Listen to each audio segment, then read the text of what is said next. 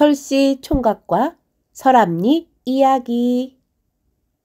평양에 설암리라는 동네가 있었는데 그 이름의 유래에 대해 다음과 같은 전설이 전해져 내려오고 있다. 옛날 평양성 밖에 설씨성을 가진 젊은이가 한 명 살고 있었다. 그는 퍽 형편이 곤란해서 날마다 새끼를 꼬고 집신을 삼아 판 돈으로 하루하루를 힘겹게 연명할 만큼 가난한 생활을 하고 있었다. 어느 날 설씨가 집신과 새끼를 한가득 짊어지고 성내로 가서 도가에 넘긴 뒤 돈을 받아 집으로 돌아오는 길이었다. 그가 대동강까지 이르렀을 때는 해는 벌써 져버리고 사방은 컴컴해 바로 앞에 있는 사람의 얼굴조차 알아볼 수 없을 만큼 어두워진 뒤였다. 날이 벌써 저물었구나. 하며 그는 걸음을 재촉하여 집을 향해 걷고 있는데 강가 풀숲 사이로 시커먼 무언가가 쑥 일어나 나오므로 깜짝 놀라 살펴보니 지게에 가득 커다란 물고기를 짊어진 어부였다. 깜짝이야. 난 또 뭐라고. 그는 혼잣말을 뱉어가며 어부가 길 위로 올라서 걸어가자 그 뒤를 쫓아가기 시작했다. 쫓아가서 보니 어부가 연신 낑낑거리며 간신히 걸음을 떼어 놓을 만큼 지게 위에 물고기가 그 크기가 엄청났다. 그는 천천히 다가가 어부에게 말을 걸었다. 그게 무슨 고기요? 잉어라오. 그렇게 큰 잉어를 어디서 잡았소? 이 강에서 잡았다오. 그놈 참 크구려. 하고 그는 지게 뒤로 바짝 다가가 잉어를 내려다 보았다. 그런데 아직 산채로 펄쩍펄쩍 뒤채며 어둠 속에서 그를 올려다보고 있는 잉어가 이상하게도 눈에 눈물을 가득 머금고 자신에게 마치 애원이나 하는 것처럼 생각되는 것이었다. 이게 꽤 무거운걸. 하며 어부가 힘든지 길가에 지게를 내려놓고 쉬는 동안 그도 발걸음을 멈추고 서서 다시 잉어를 내려다 보았다. 잉어의 눈에서는 쉴 새 없이 눈물이 흘러내려 말은 못하나 구원해 달라는 뜻만은 더욱 뚜렷하게 전해져 오는 것 같았다. 그래서 그는 불쌍한 생각이 일어 어부를 향해 이보시오, 이 잉어를 내게 팔지 않으려오? 하고 물어보았다. 간만 제대로 쳐주면 팔고 말고요. 그럼 얼마를 드리리까? 그 2냥만 주시구려. 마침 그의 수중에는 오늘 새끼를 꼬고 집신을 엮어 판 돈 2냥이 있었다. 이것을 가지고 가야 쌀도 사고 반찬도 살 수 있을 것이지만 잉어가 불쌍한 생각에 그는 그 돈을 다 툭툭 털어 어부에게 주고 잉어를 건네받았다. 그는 잉어를 안고 강으로 내려가 강물에다 던졌다. 잉어는 고맙다는 듯이 물속에서 몇 번 빙빙 매물 돌다가 깊은 물속으로 사라졌다. 그러자 어쩐지 그는 기쁜 마음이 되어서 집으로 돌아가는 길에 자기도 모르게 노래를 다 흥얼거리고 있었다. 아리아리랑 스리스리랑 아라리가 났네 아리랑. 그리고 그날 밤 그는 종일 피곤한 몸을 이끌고 침상에 눕자마자 순식간에 깊은 잠에 빠져들고 말았다. 그런데 갑자기 그의 앞에 화려한 옷을 입은 동자 둘이 나타나 그에게 절을 하고 우리는 용궁에서 온 심부름꾼입니다. 용왕께서 당신을 부르시니 같이 가셔야겠습니다. 하고 분명히 말하는 것이었다.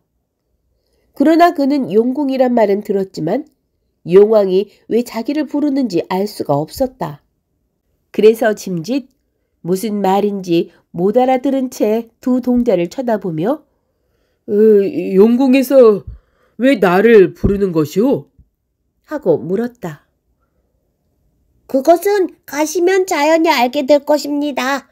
어서 일어나시지요. 하고 두 동자는 재촉하는 것이었다. 그는 할 수 없이 일어나 두 동자를 따라 나섰다.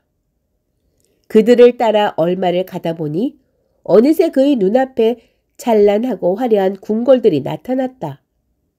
놀라움과 감탄으로 그의 두 눈은 휘둥그레졌다.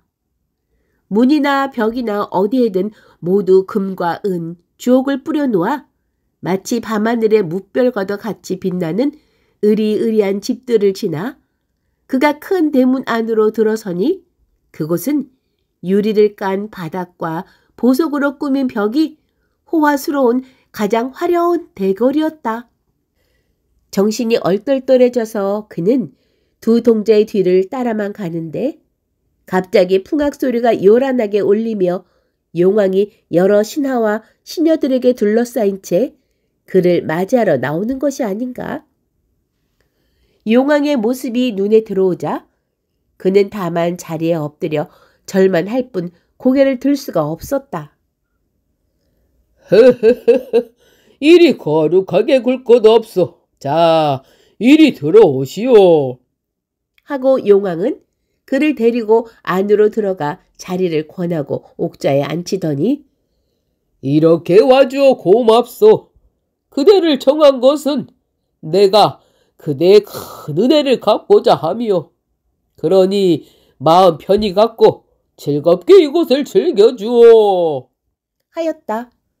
그러나 그는 용왕이 하는 말을 알아듣지 못한 채 이 사람에게 은혜라 하오시니 무슨 까닭인지 모르겠습니다. 하고 영문몰라하며 말했다. 그것은 다른 것이 아니라 그대가 내 아들을 구해준 은혜요. 내 아들이 어부에게 잡혀 죽게 된 것을 그대가 돈을 줘 사가지고 물속에 도로 넣어 주었으니 이렇게 큰 은혜가 어디 있단 말이오. 그제야 그는 어부에게 잉어를 사서 물속으로 돌려보낸 일을 기억해내고 원천만의 말씀입니다. 그깟 일을 갖고 무슨 하며 그는 겸손하게 말할 따름이었다. 목숨을 살려주었으니 그보다 더 큰 은혜가 어디 있겠소. 그래서 그대를 한번 만나보고 고마움을 표시하고자 오늘 정한 것이니 거절하지 마시오.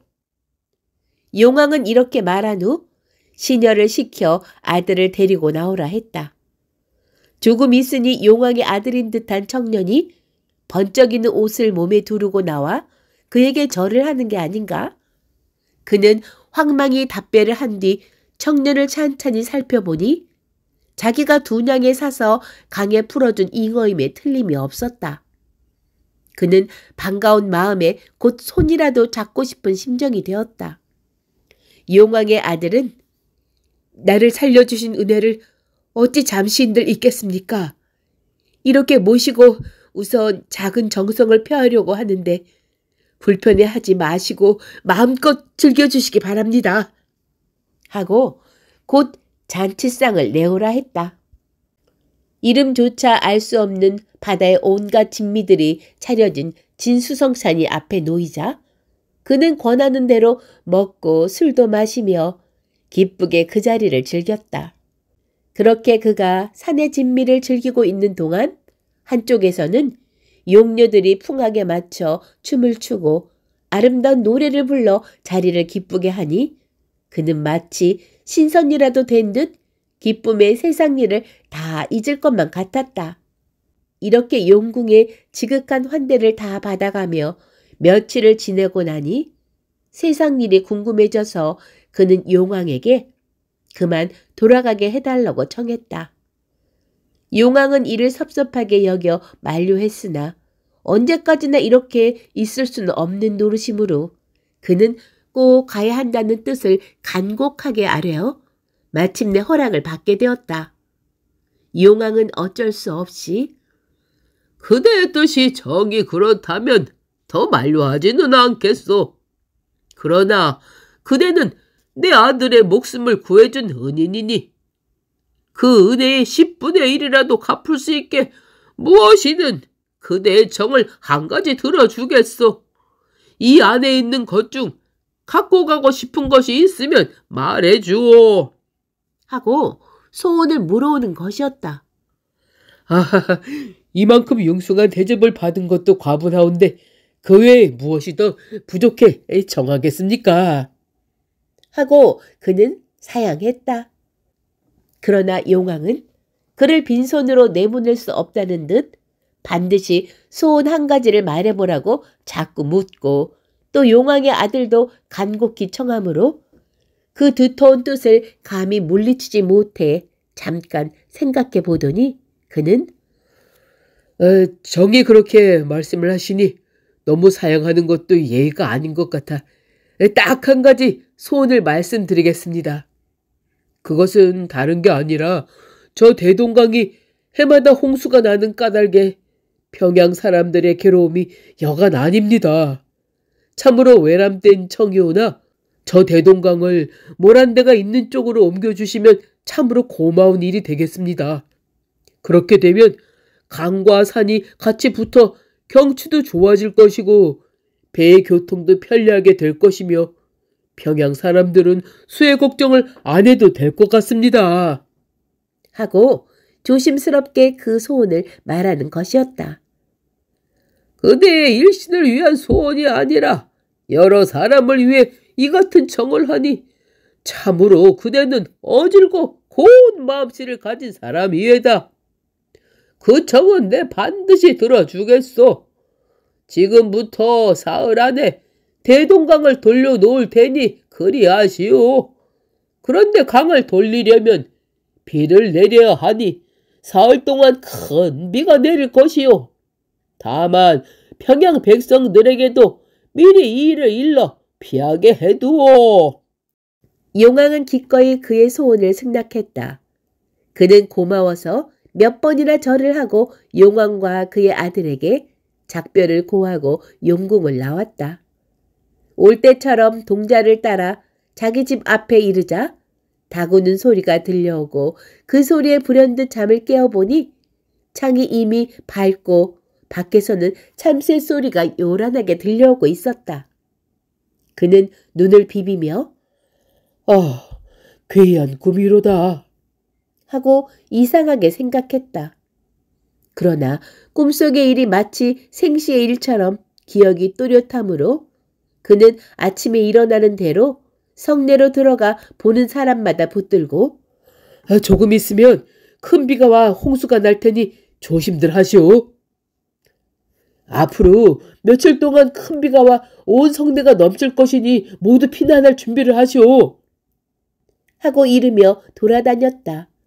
그러나 만나는 사람마다 아유 미친놈, 별로 바보 같네 하고 그를 미친 사람 취급하며 아무도 그의 말을 믿지 않았다. 그러나 그는 열심히 피난을 가라고 사람들에게 말하며 돌아다니다가 나중에 이 말이 관가에까지 들어가게 되어 꼼짝없이 잡혀 들어가고 말았다. 그를 꿇어 앉혀놓고 관찰사는 허황된 말을 퍼뜨리며 인심을 흉흉하게 하는 놈이로다 하고 크게 꾸짖은 뒤 그를 옥에 가둬버렸다.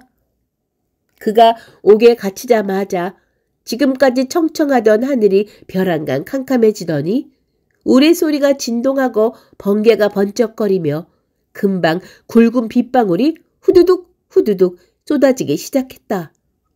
시간이 지날수록 점점 비는 굵어지더니 마침내 하늘에 구멍이라도 난 것처럼 사흘 동안 단 한순간도 쉬지 않고 계속 내리고 또 내리는 것이었다. 그리하여 금방 강물이 불어넘쳐 나중에는 온 평양이 바다로 변해버리고 말았다. 그런 와중에 갑자기 커다란 용 한 마리가 나타나 모란대 밑에서부터 서남쪽 방향으로 거슬러 올라가는데 어찌나 그 소리가 요란한지 마치 땅이 무너지는 것 같았다고 한다.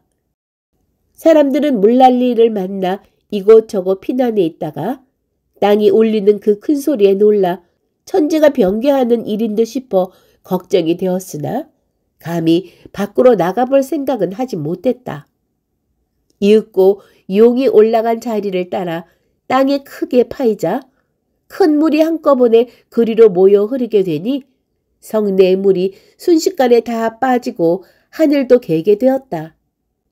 그리고는 지금의 청류벽 자리에 병풍같이 깎아 세운 듯한 커다란 바위가 생겨난 것도 그때였다고 한다. 이렇게 해서 대동강은 그 위치가 옮겨져서 지금 강물이 흐르는 그 자리로 가게 된 것이며 그때 생겨난 청류벽 때문에 평양 성내는 아무리 큰 물이 나도 괜찮게 되었다고 한다. 가명에서 이것을 보고 크게 놀라 곧 그를 석방하고 여러 사람은 그의 덕을 기리기 위해 사당을 세우게 되었다. 세월이 흘러 사당은 나중에 무너져 없어졌으나 그가 살던 마을은 그의 성인 설자를 붙여 설암리라고 바꿔 부르게 된 것이 오늘까지 그대로 전해져 내려온다고 한다.